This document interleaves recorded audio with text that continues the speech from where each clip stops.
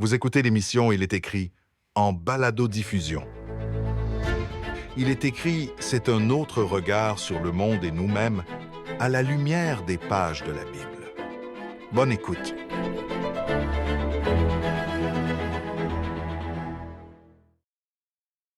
Est-ce qu'il vous est déjà arrivé de vivre une situation dans laquelle votre monde était en train de s'écrouler et vous vous êtes demandé « Mais qu'est-ce que j'ai fait au bon Dieu pour mériter ça ?»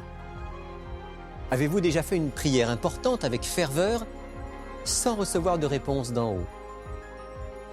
Est-ce qu'il vous arrive de regarder notre monde avec ses conflits, ses guerres, ses catastrophes, ses injustices, sa dégradation morale et de vous poser la question « Mais si Dieu existe, pourquoi semble-t-il si souvent absent ?» C'est avec plaisir que je vous retrouve aujourd'hui pour un nouvel épisode d'Il est écrit. Aujourd'hui, un sujet difficile, un sujet qui peut même être douloureux pour les croyants. Et j'imagine que vous allez vous reconnaître dans certains de nos propos aujourd'hui. On va parler de ces moments où, en tant que croyant, en tant que chrétien, on a le sentiment que Dieu est absent. Et pour en parler, j'ai avec moi quelqu'un que vous connaissez parce qu'il est régulièrement sur notre plateau. Il s'agit du pasteur Guy Lacourse. Bonjour Guy. Bonjour Rémi. La dernière fois qu'on était ensemble, on a parlé de la question de l'existence de Dieu. Qu'est-ce qui nous amène à croire en Dieu? Et on a dit, on a de solides raisons, à la fois logiques et en même temps expérimentales, de croire que Dieu existe, que Dieu est avec nous, que Dieu est en relation avec nous. Et en même temps, il y a des moments dans notre histoire, notre expérience personnelle, où on a le sentiment qu'il n'est pas là. Et ça peut être perturbant pour le croyant. Absolument. Ce n'est pas nécessairement quelque chose qui arrive pour une raison particulière, mais on peut effectivement de temps en temps sentir que c'est comme si Dieu n'entendait pas ou qu'il était loin, alors que la réalité peut être un peu différente, et c'est ce qu'on va voir un peu aujourd'hui. Mais d'un point de vue émotionnel, ça peut être perturbant parfois. Alors, il peut y avoir des moments où on a le sentiment que Dieu n'est pas présent, peut-être parce que nous, on ne va pas bien. Hein. Mais il y a aussi des expériences qui sont troublantes. Moi, je me souviens, par exemple, d'avoir été à plusieurs reprises en contact avec des gens qui priaient, par exemple, pour la guérison d'un être cher. Un mari, un père, un enfant même parfois. Et puis, il ne se passe rien. Et parfois même, finalement, la personne décède ou va plus mal. Et là, on se dit, mais alors, Dieu n'est pas là. Et cette expérience-là, en fait, c'est l'expérience du croyant confronté au problème du mal, de la souffrance. Puis, ce n'est pas un problème d'aujourd'hui, c'est quelque chose qui a toujours existé. Quand on ouvre la Bible, on se rend compte que même les grands hommes de foi dans la Bible l'ont vécu. On pense par exemple à des gens comme Job. Oui, tout à fait. Absolument. On a d'ailleurs tout un livre dans la Bible qui nous relate l'histoire de Job. Un homme qui, en apparence, en tout cas, au tout début de sa vie, avait tout pour être heureux, femme, enfants, richesse, une belle business qui fonctionnait bien. Et puis tout à coup, un jour, on dirait que tout part en catastrophe dans sa vie. Alors, j'inviterai les gens à lire le livre pour connaître exactement. C'est vrai que le livre de Job, c'est un livre qu'il faut lire. Quelqu'un me disait un jour, si le livre de Job n'était pas dans la Bible, il manquerait quelque chose. Mm-hmm. Parce que c'est vraiment le livre par excellence qui parle de la question de la souffrance, de ce combat entre la foi et le doute. Et donc, quand Job est au milieu de la souffrance, donc comme tu l'as dit, il a perdu ses enfants, il a perdu ses possessions, il a perdu même sa santé. Et là, il parle à Dieu. On pourrait lire peut-être un verset, si on va dans Job, par exemple au chapitre 13, au verset 24. Peut-être tu veux lire ça pour nous, Guy. Job, chapitre 13, verset 24. Peut-être verset 25 aussi. Voilà, donc il est écrit « Pourquoi caches-tu ta face et me prends-tu pour ton ennemi? Veux-tu faire trembler une feuille agitée? Veux-tu poursuivre une paille desséchée? Ouais. Et ça, c'est Job qui exprime, qui lance un cri vers Dieu en disant « Mais pourquoi tu n'es pas là? Pourquoi tu fais rien? » Absolument. Pourquoi est-ce que toutes ces choses m'arrivent? Pourquoi est-ce que même mes très bons amis, très proches, me disent « Dieu t'abandonne » ? Pourquoi est-ce que même ma femme me dit « Écoute, Dieu t'abandonne, abandonne donc Dieu toi aussi ». Et Job, effectivement, exprime ce cri de douleur, ce cri de détresse. Et Job, c'est pas n'importe qui. Hein. Non seulement c'est quelqu'un qui avait une position sociale élevée, mais c'est quelqu'un qui avait une foi très solide. D'ailleurs, il a répondu à sa femme quand elle lui a dit maudit Dieu et meurt. Il a répondu, mais tu parles comme une insensée. Donc, c'est un homme qui s'accroche à Dieu, mais en même temps qui sent profondément que là, Dieu semble absent. Et il faut comprendre aussi là-dedans que, je le dirais de cette façon, on a le droit, en tant qu'être humain, de pouvoir exprimer à Dieu le fait qu'on le sent loin de nous. Ce n'est pas un péché que de dire à Dieu, mais pourquoi est-ce que je sens que tu n'es pas très présent, proche de moi en ce moment même? Et Job, lui, malgré tout ça, malgré le fait qu'il l'exprime, comme tu l'as si bien dit, il garde la foi quand même. Parce qu'à la fin du livre, on voit qu'il redevient, voilà, il regagne plus même que ce qu'il a perdu, mais Job, à travers toute cette expérience, ne perd pas la foi. Il ne perd pas la foi, mais c'est une foi qui est mise à l'épreuve du doute et du questionnement. On trouve ça très, très, très présent aussi dans le livre des psaumes. Absolument. Plusieurs psaumes qui sont des poèmes, des chants, dont on n'a plus la musique aujourd'hui, mais dont on peut quand même les lire comme des poèmes. Plusieurs psaumes vont parler effectivement de cette détresse qu'éprouve le psalmiste. Alors, le roi David a écrit beaucoup de ces psaumes, et il y en a un en particulier qui me vient en tête, c'est le psaume 10. Et peut-être qu'on peut aller le prendre ensemble. On va y aller, psaume chapitre 10. Et je m'attarderai sur deux versets, le verset 1er et le verset 17. Parce que dans le verset 1er, le psalmiste exprime donc une question. Et on dirait qu'au verset 17, il répond à sa propre question. Donc le verset 10 au verset 1er, il est écrit ceci. « Pourquoi, Éternel, te tiens-tu éloigné? Pourquoi te caches-tu dans les temps de détresse? » Alors, ça nous parle, ça. Oui. Parce que ça exprime exactement ce dont on est en train de parler aujourd'hui. Alors que je suis en train de vivre quelque chose, pourquoi ai-je le sentiment que toi, tu n'es pas là avec moi? Et au verset 17, il va répondre ceci. « Tu entends les désirs des humbles, Éternel. Tu affermis les cœurs. Tu prêtes l'oreille. » Il commence par dire « Pourquoi tu ne m'entends pas? » Et il finit par dire « Mais malgré tout, tu prêtes l'oreille. » Oui, donc c'est comme si, dans ce verset 17, il disait bien que je ne sente rien, je sais que tu es là. Même Jésus a ressenti à un moment, au moins dans sa vie, ce sentiment de l'absence de Dieu. On pourrait le lire ensemble, Guy, soit dans l'Évangile selon Matthieu. On va prendre dans Marc au chapitre 15. C'est le moment où Jésus est sur la croix, il a été donc crucifié. On peut lire à partir du verset 33, Marc 15 à partir du verset 33. « À midi, il y eut des ténèbres sur tout le pays jusqu'à 3 heures de l'après-midi. Et à 3 heures de l'après-midi, Jésus s'écria d'une voix forte « Eloi, Eloi, lama sabachthani » ce qui signifie « Mon Dieu, pourquoi m'as-tu abandonné ?» C'est puissant. Jésus qui, pendant toute sa vie sur la terre, et en particulier sa vie après son baptême, lorsqu'il est dans sa mission avec les gens, lui qui, au nom de Dieu, va guérir des maladies, lui qui, au nom de Dieu, va même ressusciter des morts, lui qui va donner sa vie, qui va être crucifié, et à un moment particulier sur la croix, il a le sentiment que Dieu n'a plus la même présence avec lui à ce moment-là qu'il a éprouvé pendant toute sa vie, en particulier son ministère. Donc même Jésus et je reviens sur ce que j'ai dit tout à l'heure, se donne le droit d'exprimer son désarroi, sa détresse.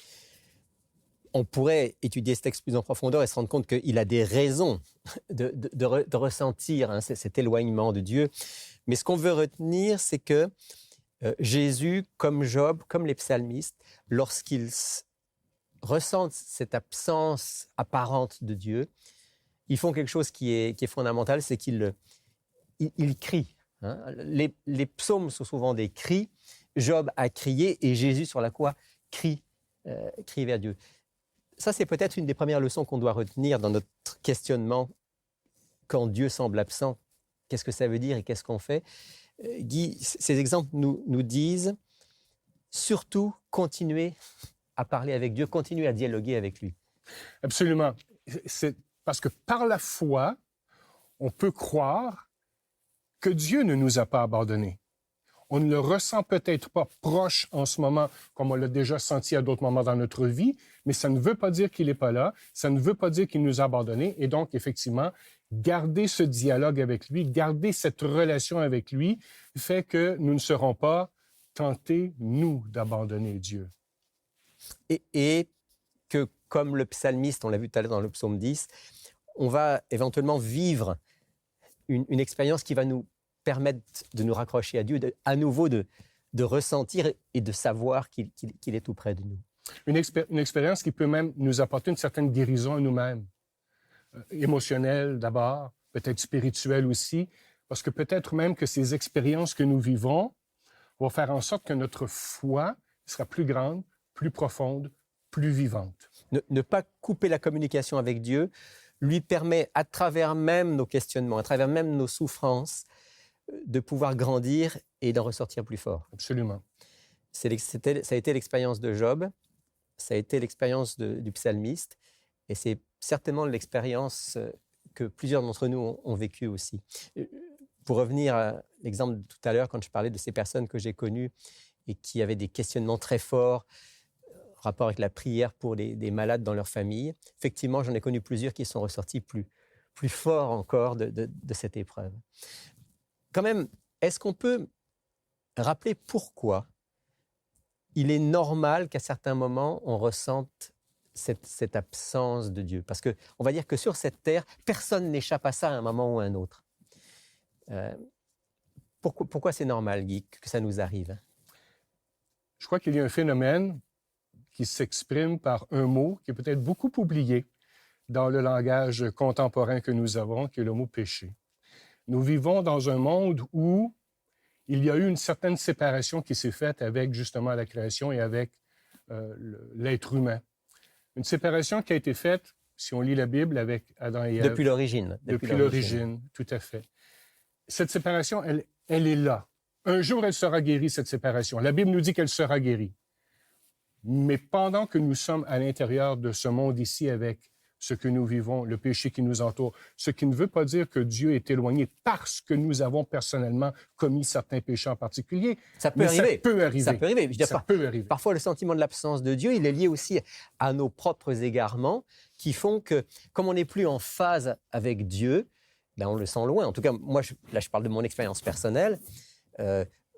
Quand j'ai pris une voie qui n'est pas la bonne, pendant au moins quelques instants, je n'ai pas le sentiment de la proximité de Dieu. Et ça, c'est lié dans ce cas-là à mon mauvais choix.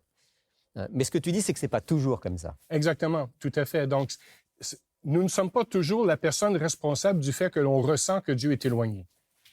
Mais ça peut effectivement arriver. On pourrait lire peut-être un texte, je pense à ce texte de l'Épître aux Romains, Guy, au chapitre 8, qui nous rappelle que finalement, toute la création, et nous y compris, on n'est plus dans cette situation d'harmonie parfaite avec Dieu, et que donc on a ce soupir intérieur. Alors, Romains chapitre 8, on peut lire à partir du verset 19 peut-être. Hein. De fait, la création attend avec un ardent désir la révélation des fils de Dieu. Ça, c'est le moment où toutes choses vont être établies. En effet, la création a été soumise à l'inconsistance, non de son propre gré, mais à cause de celui qui l'y a soumise. Toutefois, elle a l'espérance d'être, elle aussi, libérée de l'esclavage de la corruption pour prendre part à la glorieuse liberté des enfants de Dieu. Or, nous savons que jusqu'à maintenant, la création tout entière soupire, souffre les douleurs de l'accouchement. Ce n'est pas seulement elle qui soupire, mais nous aussi, qui avons pourtant dans l'esprit un avant-goût de cet avenir. Nous soupirons nous-mêmes en attendant l'adoption, la libération de notre corps. Les questions de soupir, là. C'est un magnifique texte que Ouais. l'apôtre Paul écrit à l'Église de Rome pour effectivement exprimer le fait que nous sommes dans cette situation et il n'y a pas que nous, les êtres humains, qui soupirons après la délivrance, après cette sortie de ce monde de péché, mais toute la création, d'une certaine façon. Et là, c'est poétique, bien entendu, parce que je n'irai pas jusqu'à dire que les plantes ont la conscience que... Mais l'apôtre Paul l'exprime de cette façon. Il n'y a pas que nous, toute la création soupire. Et donc, du fait que le mal est rentré dans le monde, du fait que la souffrance est présente, du fait que le péché, comme tu disais, est présent, il est donc normal qu'à certains moments, on ne ressente pas cette communion parfaite avec Dieu et qu'on ait ce sentiment d'absence et ce soupir intérieur en disant « mais pourquoi, jusqu'à quand ?» Et il faut l'exprimer encore une fois, comme on l'a dit. Tout à fait. Maintenant, il y a dans la Bible des promesses et des paroles qui nous disent, même si tu ressens ça, même si comme Job, comme le psalmiste ou comme Jésus, à certains moments, tu dis, mais mon Dieu, pourquoi tu m'as abandonné? Pourquoi tu es loin? La réalité, c'est que Dieu est beaucoup plus proche qu'on ne le croit. Il a fait des promesses par rapport à ça. Absolument. Peut-être dans Ésaïe, justement. Est-ce que nous avons quelque chose dans Ésaïe, peut-être... Peut-être dans le chapitre 49 d'Ésaïe, au début. Est-ce que c'est celui-là? Oui, effectivement, Ésaïe, et moi je dirais en fait à partir du verset 14. À partir du verset 14. Donc, nous avons ceci. Si on disait « L'Éternel m'a abandonné, le Seigneur m'a oublié », une femme oublie-t-elle son nourrisson? N'a-t-elle pas compassion du fils de ses entrailles? Quand elle l'oublierait, moi, je ne t'oublierai pas. Voici, je t'ai gravé sur mes mains. Et donc, l'Éternel ici nous dit, si un être humain oubliait, moi, je ne t'oublie pas. Je t'ai gravé sur mes mains. Et ça me fait penser à Jésus sur la croix. Je t'ai gravé sur mes mains. Je t'aime tellement qu'il est absolument impossible pour moi, Dieu, de t'oublier et de te laisser tomber. La promesse de Dieu, c'est que quand bien même, à certains moments, on passe par de grandes épreuves ou de grands questionnements, quand bien même on ne ressent pas sa présence, il est là. Il ne peut pas nous avoir abandonnés. Nous, on peut l'avoir abandonné. Nous, on peut lui avoir tourné le dos. Mais lui ne va pas le faire. Il va toujours être présent. Et si on se tourne vers lui, comme Job, comme Jésus, il va se manifester. C'est ça la promesse. Absolument, tout à fait. Et le cri est là aussi parce que déjà au verset 14, Sion dit, « L'Éternel m'a abandonné. » Et l'Éternel répond, « Non. Comme une mère n'oublie pas son nourrisson, moi, je ne t'oublie pas, je ne t'abandonne pas, tu es gravé sur mes mains. » Je pense peut-être, on pourrait lire en terminant, Guy, je pense à cette promesse aussi que Jésus a faite. En fait, c'est la dernière phrase de l'Évangile selon Matthieu, au chapitre 28, et on va la lire ensemble.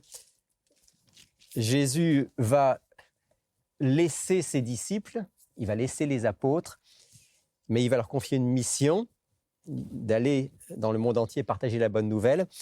Et il termine, et ce sont les derniers mots de l'Évangile selon Matthieu, « Et moi, je suis avec vous tous les jours jusqu'à la fin du monde. » Merveilleuse promesse. C'est l'assurance que le Christ est avec nous, quoi qu'il arrive, chaque jour de notre vie.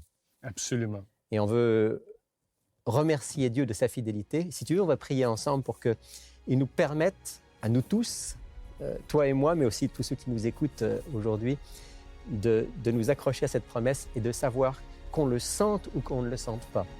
On peut avoir l'assurance qu'il est à nos côtés. On va prier. Merci encore, Père du ciel, pour ces belles promesses qu'on vient de relire avec mon ami Guy.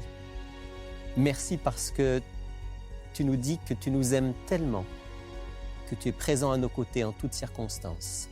Dans les moments faciles comme dans les moments difficiles, tu nous donnes l'assurance que tu es à nos côtés et que tu m'as donné la force de pouvoir faire face aux épreuves et de pouvoir en sortir vainqueur.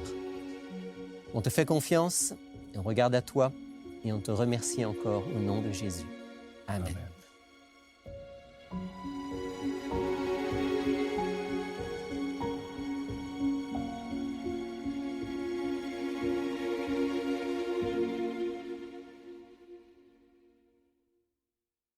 Bonjour Lydia. Bonjour Rémi. Alors aujourd'hui, on va faire ce qu'on fait régulièrement dans l'émission, c'est qu'on propose comme offre de la semaine le livre des livres, celui qui est à la base de cette émission, donc la Bible. Et tu me disais en aparté qu'on vend beaucoup de Bibles. Il y a beaucoup de gens qui veulent la Bible. On vend beaucoup de Bibles, les gens sont intéressés. Puis souvent, ce que je trouve formidable, c'est que ce sont souvent des gens qui n'ont jamais touché une Bible de leur vie. Ça les intimide un peu. Et quand ils ont la chance d'en avoir une, c'est comme « Waouh, j'ai finalement ma Bible ». Ce qui est merveilleux. Alors, nous, on est là pour les aider, évidemment, à naviguer dans ce livre. Mais là, tu as sur les genoux, je vois trois grosses Bibles. En fait, c'est un échantillon de ce qu'on a dans ce format-là, parce qu'on n'a pas que ces couleurs-là. Là, ce sont les 3 mêmes Bibles que tu as. Ce sont les 3 mêmes. C'est simplement l'emballage qui change, la couleur. Finalement, c'est au goût de tout un chacun. Hein. Alors là, j'en ai une qui est bordeaux, une qui est un peu mauve lavande, si on veut, et la traditionnelle noire. Mais on a aussi gris, bleu et d'autres couleurs. Pour voir les autres couleurs qu'on a, on peut aller sur le site web. Le site web, on la peut boutique aller voir. du site web d'Il est écrit. Il est écrit.tv. Oui.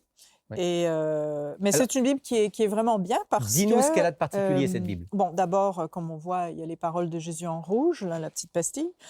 Et elle a des onglets, ce qui fait que c'est très pratique même pour ceux et celles qui lisent leur Bible tous les jours. Mais pour ceux qui débutent, c'est moins intimidant parce qu'on va trouver plus facilement. Alors, donc les onglets, c'est ce qui permet de repérer les différents livres bibliques, c'est ça? Alors, tu as tous les livres. Par exemple, si on cherche, je ne sais pas moi, les psaumes, ben voilà, on n'a qu'à faire ça et ça s'ouvre tout de suite. Donc, c'est très simple. C'est une Bible qui est très abordable, je dirais, pour la qualité, parce qu'elle a quand même couverture souple, il y a quand même des cartes, tout ça. Bon, c'est pas la Bible avec les grandes références et tout ça, là, des commentaires et les caractères sont assez gros quand même. Les caractères sont... oui, assez gros.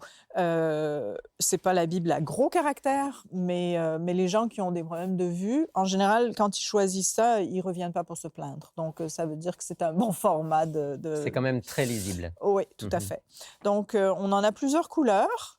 Et c'est à la personne, quand les gens commandent, de préciser la couleur qu'ils aimeraient avoir. C'est sûr qu'on ne tient pas des stocks énormes de toutes les couleurs. Donc, c'est premier arrivé, premier servi, finalement.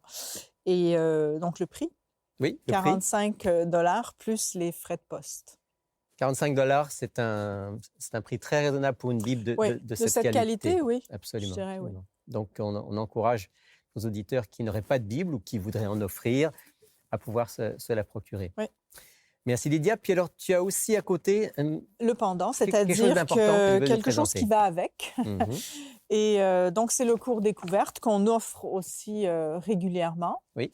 Donc, c'est un cours en 26 leçons et qui se fait par correspondance. Donc, la façon dont ça fonctionne, c'est un cours qui vient avec un livret d'études qui traite du sujet, de la leçon. Un livret sur un thème précis. C'est ça. Qui vient avec un petit feuillet questionnaire, donc à remplir par l'étudiant. Et il y a aussi un espace à l'arrière pour, si la personne a des questions ou veut faire des commentaires ou quoi que ce soit, elle peut le faire. Et on répond à toutes les questions. Elle leur envoie, donc ça se passe par la poste. Hein, exact, c'est par la poste. Donc, elle reçoit 2 leçons, elle remplit ses questionnaires, elle renvoie les 2 leçons et qui seront corrigées par un de nos super correcteurs, très gentil et très Compétent. compétent, et il prend le temps vraiment de faire la recherche nécessaire pour répondre à toutes les questions. Et ensuite, une fois que le questionnaire sera renvoyé, corrigé avec les 2 prochaines leçons, puis ça marche Et on comme ça continue comme ça. pendant 26 leçons. Il y a 26 leçons. Ouais. en Et à tout. la fin, la personne reçoit un certificat qui stipule qu'elle a complété les 26 Et, leçons. et tous les grands thèmes de la Bible sont, Oui. sont abordés. Donc, si elle fait les 26 leçons, l'étudiant passe à travers les toute grands thèmes de la finalement. Bible. Grands thèmes de la Bible. Donc aujourd'hui, on propose la Bible pour 45 $ ou un cours gratuit, le cours découverte. Oui, ou les 2, Ou les deux. c'est ça. Merci Lydia. De rien. Vous pouvez commander l'offre de la semaine sur notre site internet ilestécrit.tv ou nous joindre par téléphone au 514-729-3515 ou sans frais au 1-866-729-3515. Voici également notre adresse. Il est écrit, case postale 99, succursale Rosemont, Montréal, H1X 3B6.